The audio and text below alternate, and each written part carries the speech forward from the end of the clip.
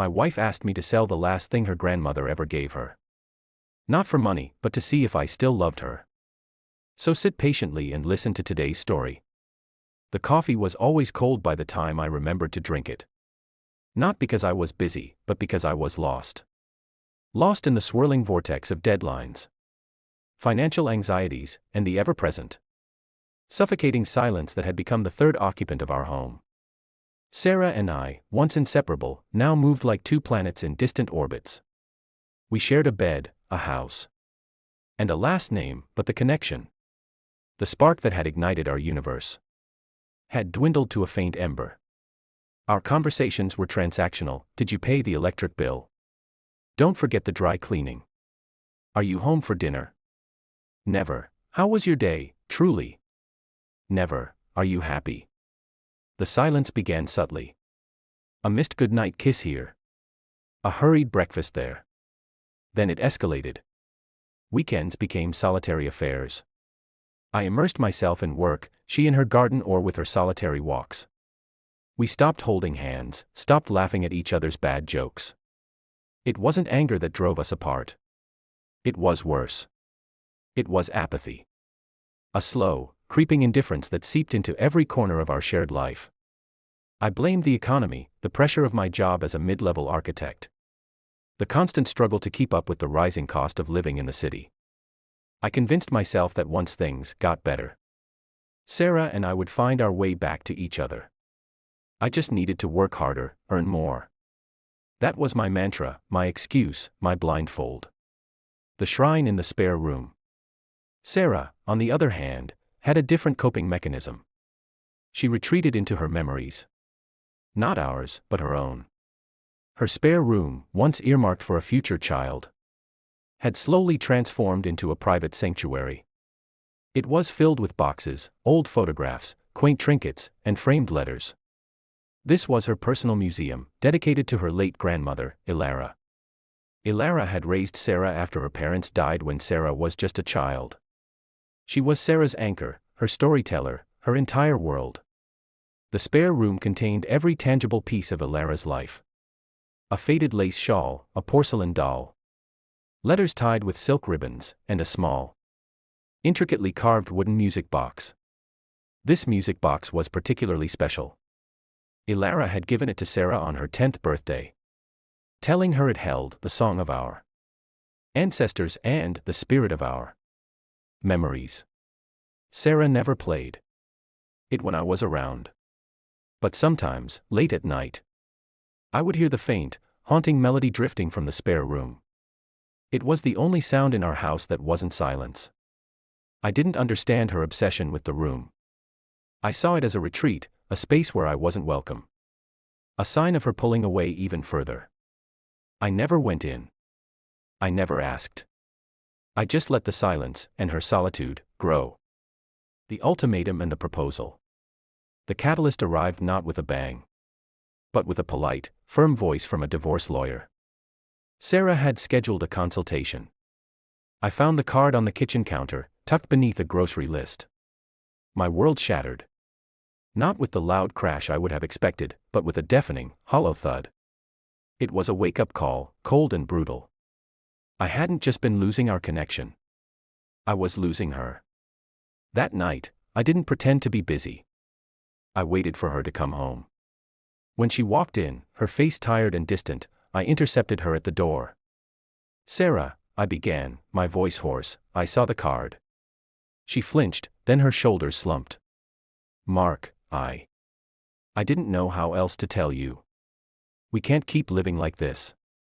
"I know," I said, the words tasting like ash. "And I'm so sorry. I've been blind. I've been a fool. But please, don't give up on us. Not yet. I'll do anything. Tell me what to do. What do you need from me?" She looked at me, her eyes, once so full of life and love, now guarded and weary. "I need you, Mark. The man I married. Not a ghost walking through our house. I need to know you're fighting for us. Truly fighting, not just offering empty promises." "I am," I insisted. "I swear it. What do I need to do to fix this?" Sarah paused, a long, agonizing silence hanging between us. Then, she looked towards the spare room, her sanctuary. I need something to believe in. Something real. Show me you're willing to sacrifice. Show me you're willing to step out of your world and into mine, fully.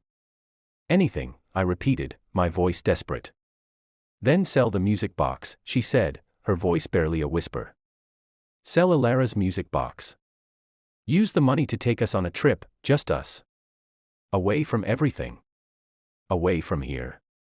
It's the only way. I can truly believe you're letting go of your old ways and willing to invest in us again. It's the only way. I can believe you value our future more than the past you're trying to outrun. My mind reeled. The music box. That sacred relic from her grandmother. The one thing she guarded above all else. That was her last memory. The tangible link to the only person who had ever truly understood her. And she was asking me to sell it. It felt like an impossible request, a test designed to break me. But then I looked into her eyes. And I saw the desperate plea for a future, for a chance. And I knew, in that moment, that this was the truest sacrifice I could ever make.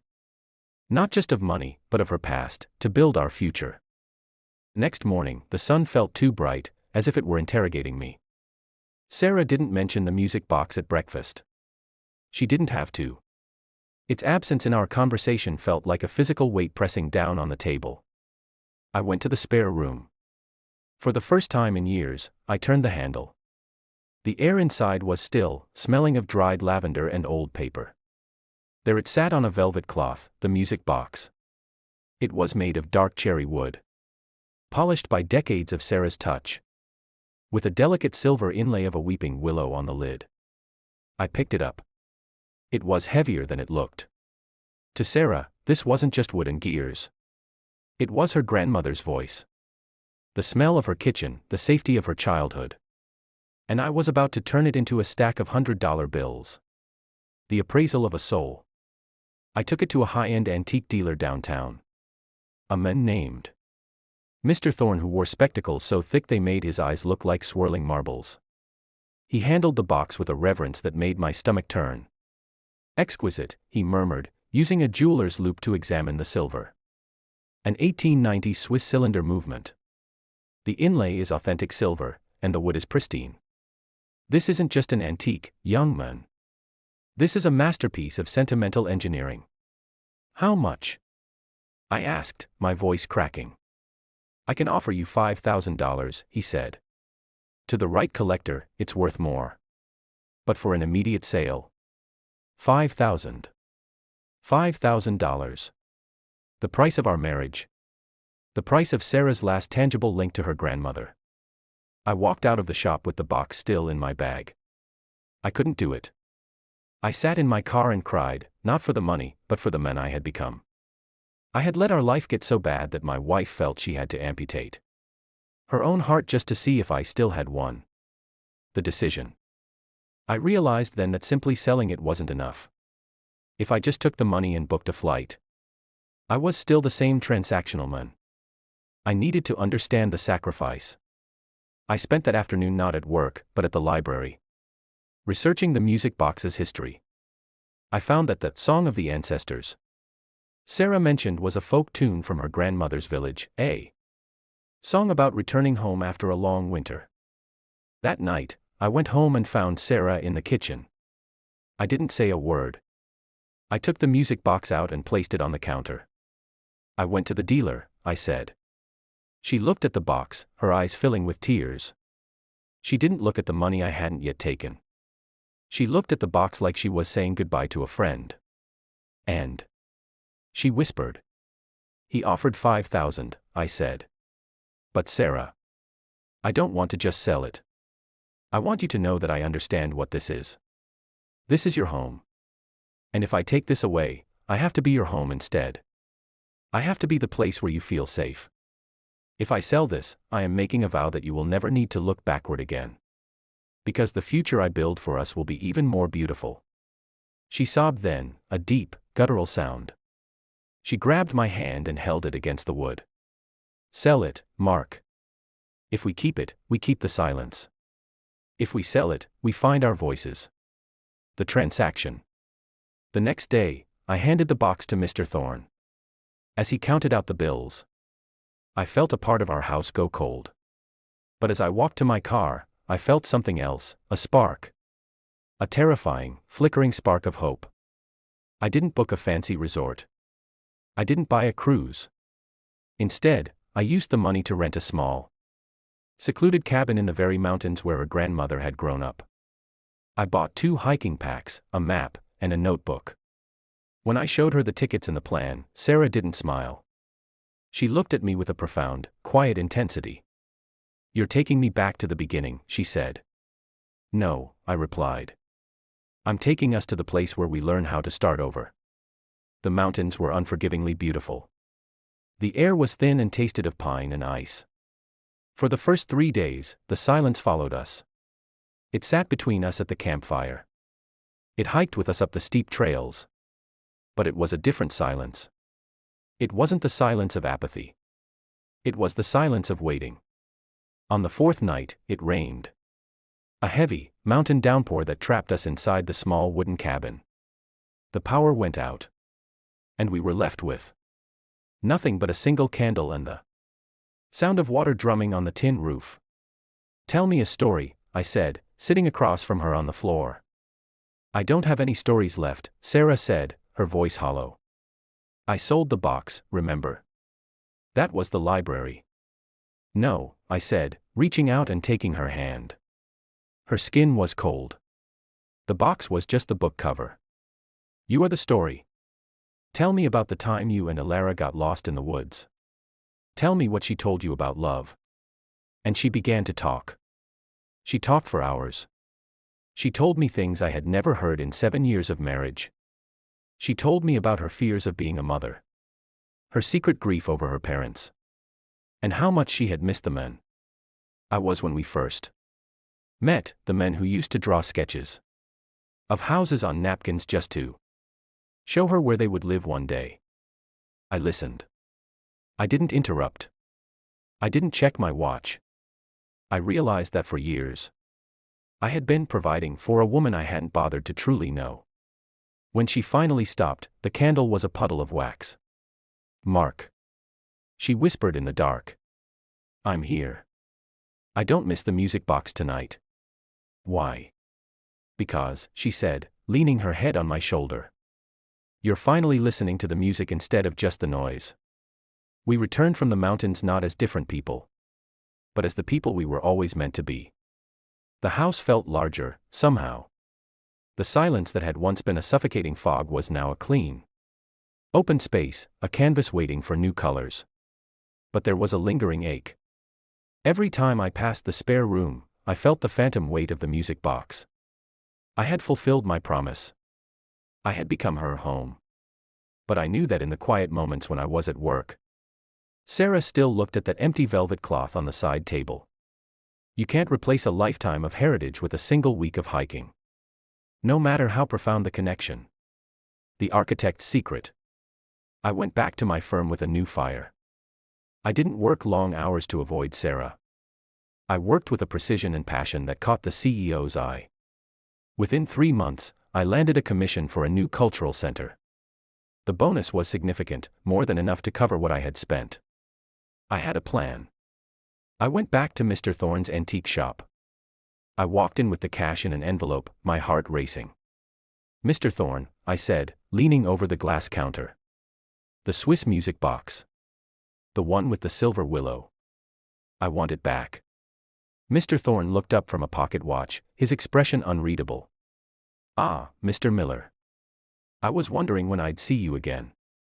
I have the money. I'll pay a premium. Just tell me you still have it." Mr. Thorne sighed, a long, weary sound. "I'm afraid I don't. It was sold 2 weeks after you brought it in. A private collector from overseas. I tried to keep it in the back for a while. Sensing your hesitation, but a sale is a sale." The world felt like it was tilting. "Do you have a name? A contact? I'll fly there. I'll negotiate." It was an anonymous purchase through an agent, Thorne said gently. I'm sorry, Mark. Some things, once given up, stay gone. The empty space. I drove home in a daze. I felt like I had failed again.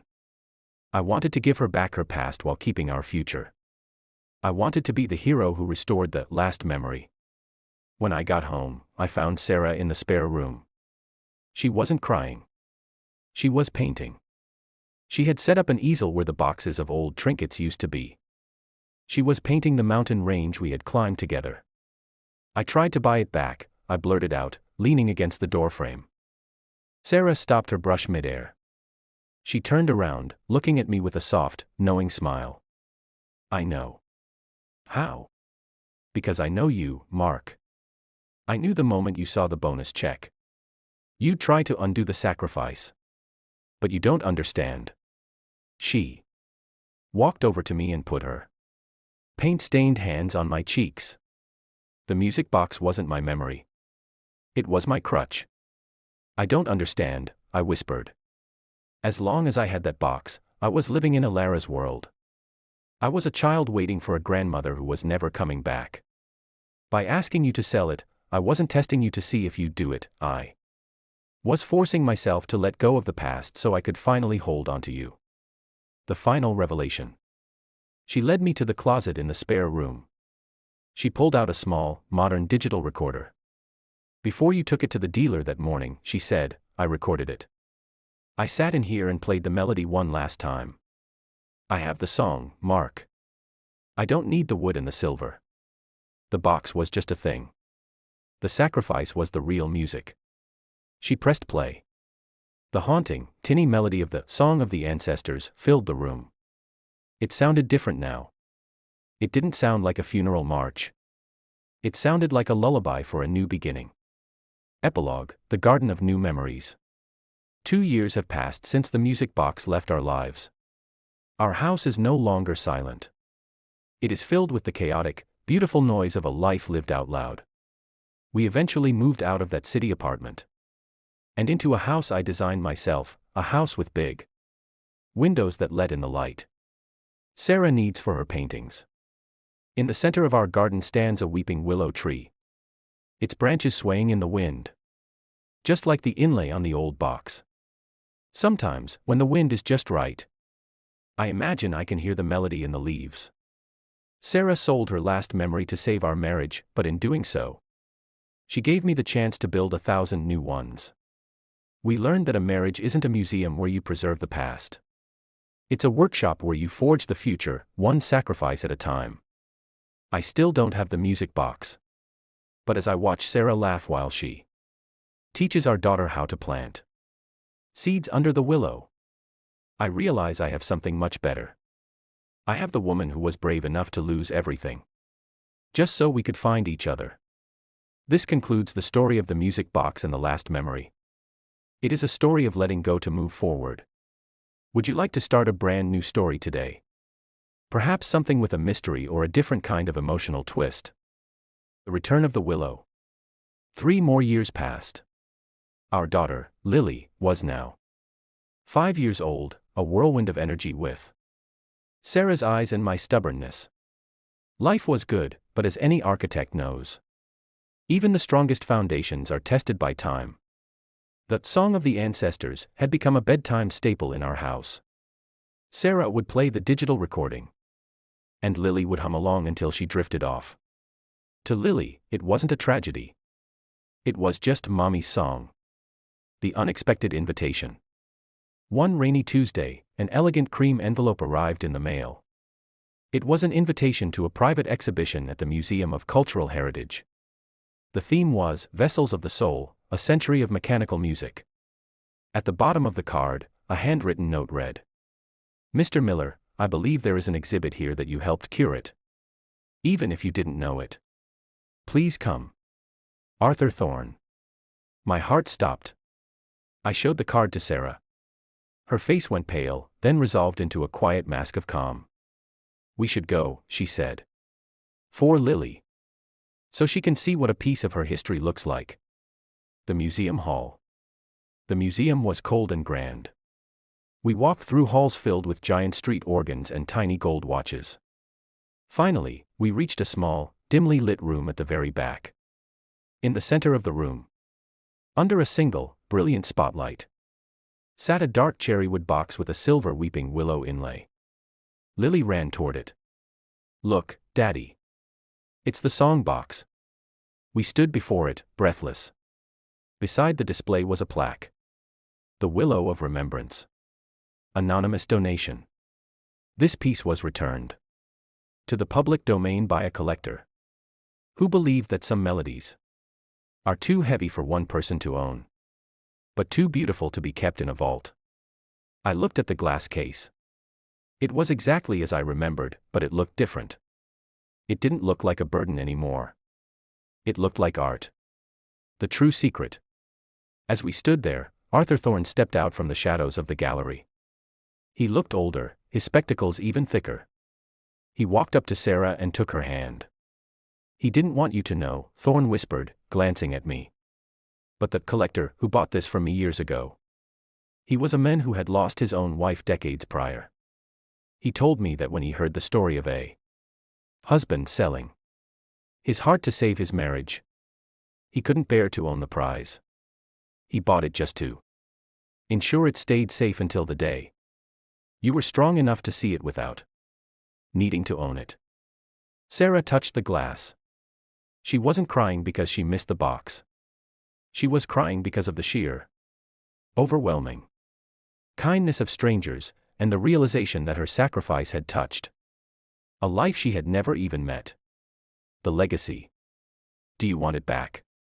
I asked her, my voice trembling. "The museum says the donor left instructions that if the original family ever came for it, it could be returned for a nominal fee." Sarah looked at the box, then at Lily, who was busy trying to mimic the silver willow's branches with her arms. Then she looked at me, the man who had worked 18-hour shifts, who had hiked mountains with her, and who had built her a home with his own 2 hands. "No," Sarah said firmly. She smiled, and it was the brightest thing in the room. "If we take it home, it becomes a secret again. If we leave it here, it becomes a story for everyone who feels like they're losing hope. It belongs to the world now, Mark. We have the music. Let them have the box." The final note. We walked out of the museum hand in hand. As we reached the car, the sun broke through the clouds, reflecting off the damp pavement. I realized then that that last memory wasn't something Sarah had sold. It was something she had invested. By letting go of that box, she had grown a life so large that the box couldn't contain it anymore. We drove home, and as Lily sang the Song of the Ancestors from the back seat, I didn't think about the 1890 Swiss movement or the silver inlay. I thought about the fact that love isn't about what you keep in a velvet-lined box. Love is the music you make when you have nothing left to hold onto but each other. The end. This brings the complete story of the music box and the willow to a close. It is a tale of how sacrifice, when done with pure intent, always finds its way back to the giver in the most unexpected ways.